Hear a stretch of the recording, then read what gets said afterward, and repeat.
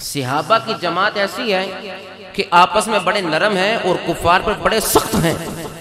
جو ان کی میت میں رہنے والے ہیں علماء فرماتے ہیں سب سے پہلے والذین معہ سے مراد ابو بکر صدیق کی ذات والا صفات ہے۔ اشداء علی الکفار سے مراد فاروق اعظم کی ذات والا صفات ہے۔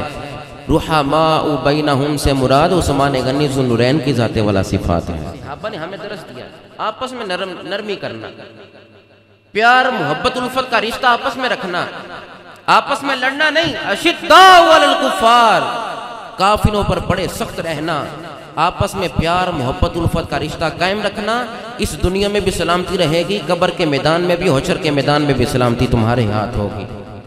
لہٰذا قرآن کی سائے سے ہمیں درس کیا مل رہا ہے؟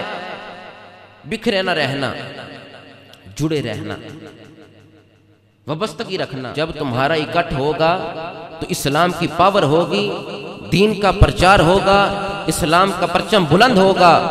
آپس میں بھائی چارہ رکھنا، محبت اور الفت کے رشتے رکھنا۔ کوئی کافر جرت بھی نہیں کرے گا کہ ہم کسی مسلمان کی طرف نگاہ اٹھا کر دیکھیں، پھر ہوگا کیا؟ جو کسی مسلمان کی طرف نگاہ اٹھائے گا غازی ممتاز قادری پیدا ہو جائے گا۔ جو کسی مسلمان کی طرف نگاہ اٹھائے گا یا دین پر حملہ کرے گا غازی علم الدین شہید پیدا ہو جائے گا۔ وجہ کیا ہے؟ اشداء علی الکفار، قرآن کہتا ہے آپس میں پیار کرنا، کافروں کے ساتھ بڑے سخت رہنا۔